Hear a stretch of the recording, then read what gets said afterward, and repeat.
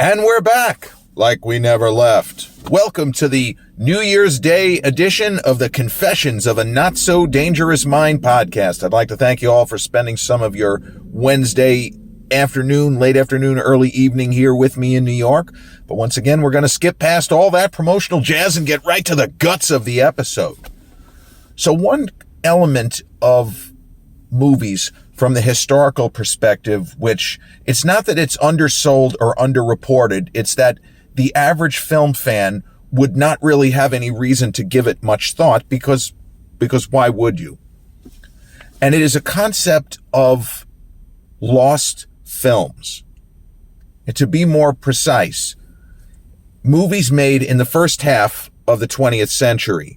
There is an unfortunate percentage of films, even with some recognizable names, where they don't really exist anymore. There might be some pictures from production, there might be fragments, but the films as a whole are lost to history.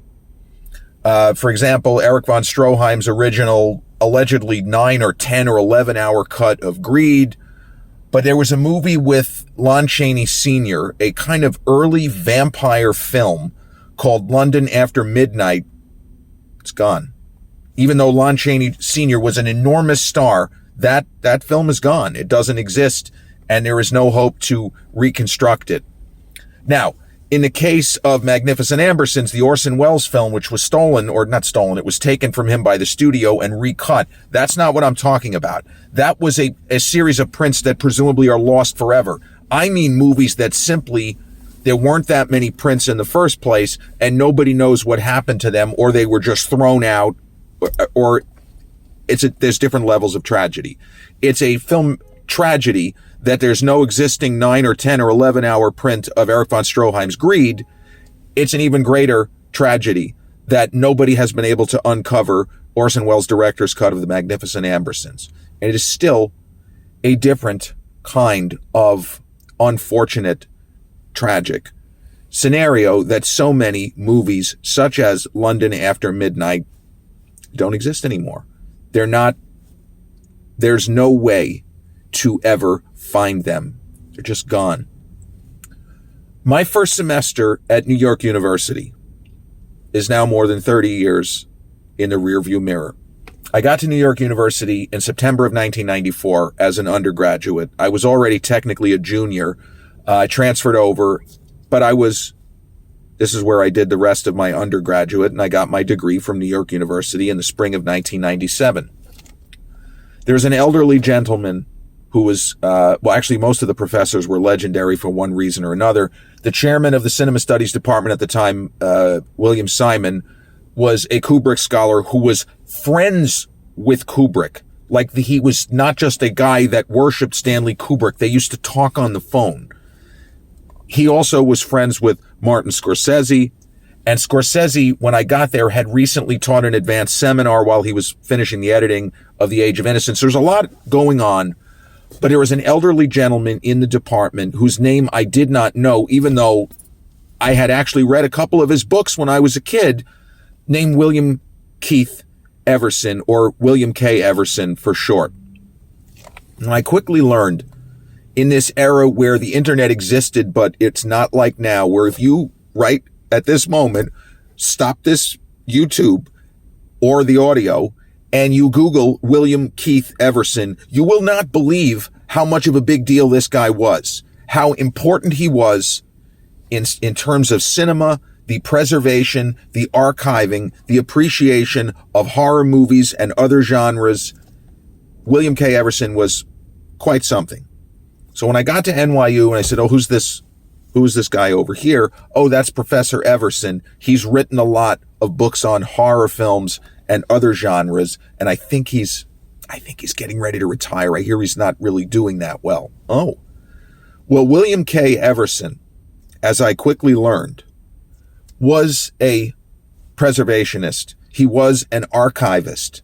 He was also friends with Martin Scorsese and Brian De Palma, and I believe also Francis Coppola. It's either Coppola or Lucas, I'm not sure.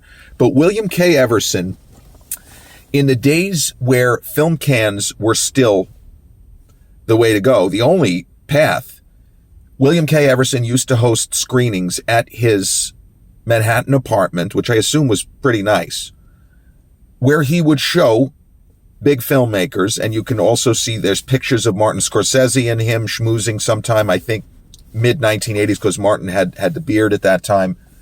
But he used to host screenings of films where he had the last surviving complete print. Think about what I'm saying here. There are movies that only exist in 2024 because William K. Everson found, preserved, kept safe the last existing prints. That really hit home for me, just how important this guy was. And he was also friends with Marilyn Monroe. There's pictures of him hanging out with Marilyn Monroe. There's a YouTube video of him asking really good questions of Malcolm McDowell, discussing, among other things, A Clockwork Orange. This guy had a career outside of academia, where he appeared on a ton of radio shows. He was a regular guest on the old Joe Franklin show going back to the 70s and 80s. He was, in his way, a celebrity, a very peculiar kind. And there are plenty of documentaries where he appeared and kind of discussed whether it was James Cagney or Bogart or people of that era. He just had a very wide range of knowledge.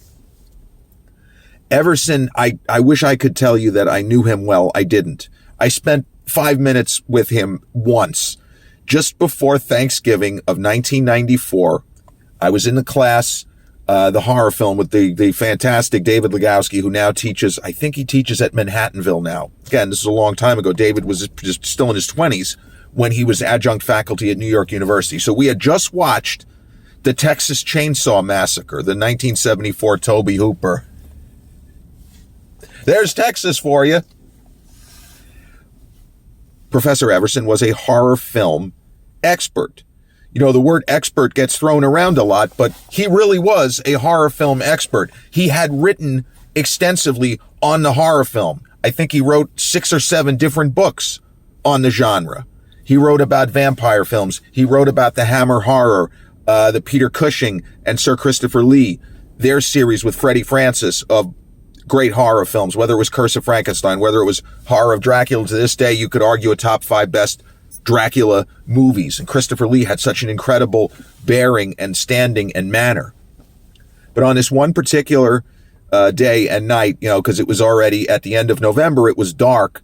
The class ended about 5, and we were all hopped up like on speed. We're just a bunch of wacky 19, 20, and 21-year-old kids. You want to use the word elitist? I'm not going to take issue with you, but we come out of the class and everybody's buzzing. Most of the class hadn't really seen the movie before, and we just couldn't believe what we had watched. You know, the movie now is 50 years old. It was only 20 years old now. Or at that time, it would be like a film from 2004. You know, Tom Cruise and Jamie Foxx in Collateral. That's the distance in the past from today to that was October, November 1994 to Tobe Hooper's The Texas Chainsaw Massacre. So some people were milling about. They're schmoozing there was a kind of a commissary on the 6th floor, an area like a little lounge. But I had to go home. I had a train to catch. So I get on the elevator, and here is this elderly gentleman. That he really wasn't as old as he looked. Again, you're 20 years old. Everyone who is pushing 70 is ancient. Everson was definitely still in his 60s. I think he was actually closer to 65. So in this beautiful British accent, I hear, "Can you hold the elevator?" I put my hand out, and when I realized it was him, I was like, well, thank goodness. So he comes into the elevator, and he thanks me. And he didn't know my name, but he recognized me from being around. And he said, "Did you just see Texas Chainsaw with David," meaning Legowski? Everybody was very informal. Call me Bill, call me David, call me Anja, whatever. But I said, yes, we just watched Texas Chainsaw. And you could see that Everson was excited, that he wanted to.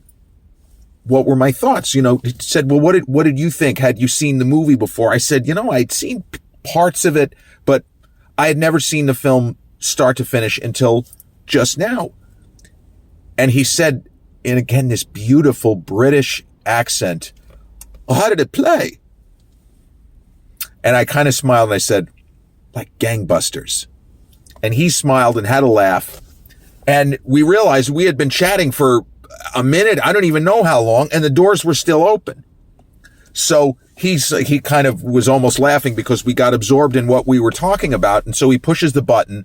And if memory serves, we stopped at every floor before getting to the ground floor. And we continued our conversation about horror movies. And I said something like, I'm a little embarrassed because I've read some of your work and I didn't connect. Somebody had to explain to me who you were, and I'm sorry. And he says, no, chap. No, young chap. No. He was so gracious and he was so nice. And he made me feel like he wasn't talking to me like I was just an undergraduate student.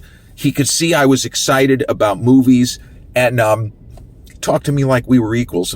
We were not, nor could we ever.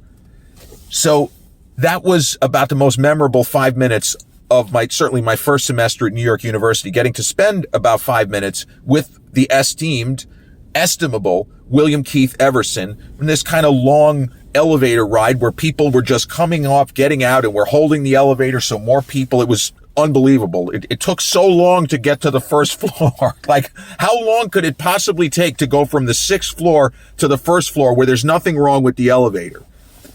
That's in the conversation for the Guinness Book of World Records, the longest it would possibly take. So the following semester, I had the same professor, David Legowski, for a different class, which was also a fantastic class, but a class that I had to take as a cinema studies major. And the class was Hollywood and its alternatives. And just to give you perspective, the names of the classes, I'm sure it's different now, but the 5 core classes that cinema studies majors, we had to take if we wanted to get a degree, but obviously we would take it. It's not like there was going to be any mix-up. Silent screen, pretty self-explanatory. The language of film, also self-explanatory. Hollywood and its alternatives. Film now. And then the class that nobody ever wanted to take, film theory.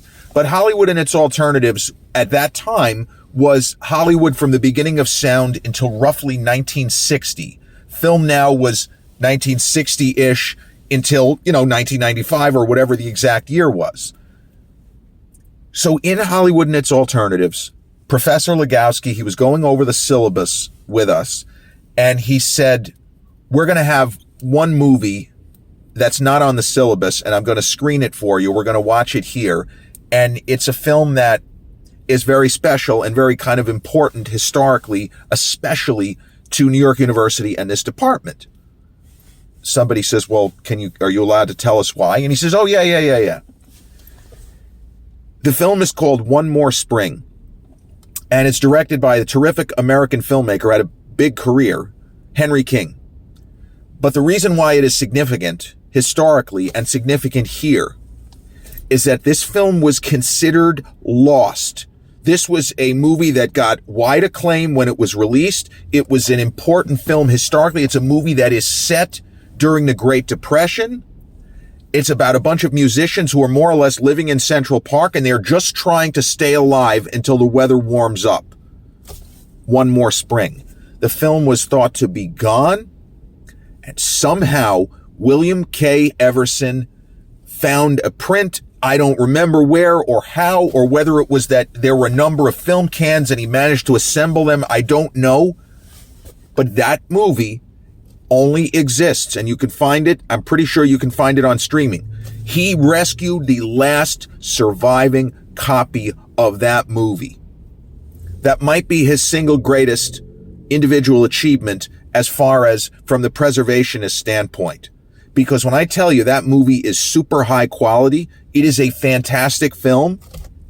If it weren't for Everson, it would have simply been lost to history like London After Midnight. And I want to say about London After Midnight, there are plenty of pictures from the production, and the pictures make the film look like it's probably incredible, even though it's a silent film. We would never get to experience One More Spring. Might be Henry King's finest film. There's another name for you to Google. That's sort of a second or third tier great American filmmaker, like just before the William Wylers came on the scene. And Henry King was just an absolute boss, a fantastic filmmaker, and this is one of his best films. So Everson, Professor Everson, of course, he didn't really he never patted himself on the back. He didn't talk much about himself. He loved going on the different radio shows. He liked taking part in documentaries, as did another fantastic professor who unfortunately has passed. He wasn't very old when he died, Robert Sklar, who wrote a movie, the book called Movie Made America, which is pretty much the definitive history of movies in this country from the perspective of films being products of their time in this country. Sklar was also a historian, but he was not a film preservationist. He was just a guy who knew a shit ton about movies and about specific stars, about specific genres. There was a lot of overlap between those two guys, but their teaching methods were entirely different. But also, and this is interesting, well, to me, neither of them went to film school. They were part of the last group of cinema professors who did not either achieve notoriety in the business, because if Martin Scorsese, Spike Lee teaches at NYU, yeah, he went to film school. Spike did. But if you're a filmmaker and you want to teach, you're going to be allowed to teach. Sklar and Everson were film professors, and at various points, each one was the head of the department, but neither guy went to film school. Robert Sklar wrote for the Los Angeles Times. He was a historian who just happened to know a shit ton about movies, but he was a historian first. In the case of Everson, he was a film historian in particular, and I assume that because of his connections and because he had such a joy and a love of sharing his love for cinema with so many people, that's why he wanted to be a teacher. So my first semester that I mentioned was Professor Everson's last. His health was not good, and he passed in 1996. So I was still there as an undergrad when he passed, and I'm ashamed to say that I don't remember when he passed. This is the kind of information that it would have been more readily available even a short time later when the internet became everything, circa 1997, where information just started to really travel much faster. But William K. Everson was enough of a historical figure that his obituary was like every major newspaper had their own. Like, they didn't just, one person wrote 2 lines and it was sort of copied all over the place and, syndication. A lot of people wrote about him, eulogized him, talked about his importance and how this is somebody that more people should really know about, because we owe him not just a debt of gratitude, but for the fact that he was so tireless in his efforts. And I like to think that one reason why Martin Scorsese is such a collector is not just for the sake of collection, but for the sake of preservation, for archiving. And it's one of the reasons why the National Film Registry. So there are a lot of wasteful government spending. Like, we know this. But when you talk about, for example, the National Film Registry and taking certain movies deemed to be of a level of artistic quality or historical import or both, and making sure that prints of those films stay pristine. Martin Scorsese is a big believer in that, as is Steven Spielberg, and not just because they're in the business. It's because they understand you don't want ever again to have something like London After Midnight, like The Magnificent Ambersons, and the thousands of other quality films that were lost to history. And Steven Spielberg, you could probably find this on YouTube, but there's a true story where sometime, I want to say it was the early 90s, but it could have been even earlier than that. But Spielberg was curious about the original negative of Jaws, like literally the first print of Jaws, which the film came out, May of 1975. And when he got his hands on it, and he was curious, he hadn't watched his original print in, probably since around the time that it was released. He could not believe how degraded the film was. Now you could say, well, but you could reconstruct it off of VHS like the original Nosferatu, the 1922, the Murnau, not the one now, that movie doesn't exist in the form that it should have been, and it was a bunch of bootlegs, illegally gotten copies, because that movie was made without the permission of Bram Stoker's widow. There's all of this shit. But in the case of Jaws, Spielberg was, if you'll forgive the pun, he was horrified by how degraded the original print was, and they were just barely able to restore it from where it had been. Now, you could say, well, who gives a shit, because there were plenty of clean copies for Laserdisc. You're kind of missing the point. When you are an archivist, a historian, when you're in the business, shooting on old-fashioned film, as Spielberg still was at the time, you don't want the original negative to become degraded beyond repair. It's almost sacrilegious. So those guys are preservationists and archivists, and most likely influenced by William K. Everson and what he was able to do. And when he interviewed the Malcolm McDowells of the world, fellow Brit, he never talked about what he did. When he was on radio, I'm sure he and Joe Franklin had great conversations about some of the classic movies that he had a hand in helping to preserve and helping to rescue. And I don't know that there were any movies in particular that he specifically screened, only for. Edith Head was a close friend of his. That was one of Hitchcock's most famous costume designer, and Scorsese. But it was the fact that he did it, and that it was apparently an exclusive club, that he didn't just invite anybody over. And there is this one picture I've seen with both Edith Head and Martin Scorsese and William K. Everson hosting them. And I'd be curious to know what movie they were watching that day. It could have been One More Spring, or it could have been something else. It's not really important. What's important is the life that he lived and how he went about not only apparently being an incredible professor, very, very nice, but the joy that even I saw in his eyes during that kind of lengthy elevator ride, the joy for the horror genre, the joy for movies in general, and wanting to just mix it up with a young student who really knew of him and kind of idolized in my own way. But I was just a random kid, and here he was talking to me like I had a real opinion and that I had a lot to say, and he was interested in what I had to say. William K. Everson, I believe, was 68 when he passed. I'm not 100% on that. I think he was born in 1929. It could have been 29. You know what? I'm probably off by a number of years, because I do think he looked older than he was. He had been sick. And, there are plenty of professors that are still doing their thing into their 70s, well into their 70s. And he was definitely still in his 60s when he stepped away. I want to say he was 65 when I met him, but he may have even been a little bit younger. Not sure about that.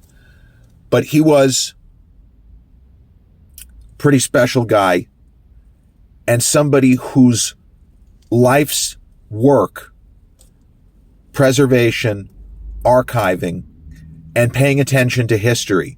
You don't want history to repeat itself as far as losing films that, it's not going to happen now. There's going to always be something with streaming, even if there aren't that many prints of a certain film.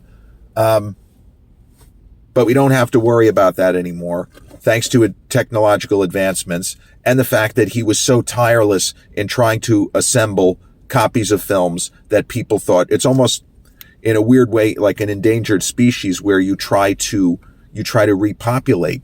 There were movies that were on the endangered list that he managed to salvage. And for that, the movie business and historians such as myself will always be grateful. So this, I understand, has been a little bit of an unconventional episode, focusing on the concept of film preservation, archiving, and William K. Everson in particular. But I hope you've enjoyed episode 397 of the Confessions of a Not So Dangerous Mind podcast. I'd like to thank you all for spending some of your Wednesday evening here with me in New York. And if you end up checking this episode out on the YouTube channel, well, I would suggest that you forget subscribing this time and just check out some of William K. Everson's interviews. The interview with Malcolm McDowell, it's only a couple of minutes, is phenomenal because he asks such a great question about A Clockwork Orange. But if you check out this episode on the YouTube channel and haven't done so already, if you feel like clicking the you-know-what button, I would much appreciate it.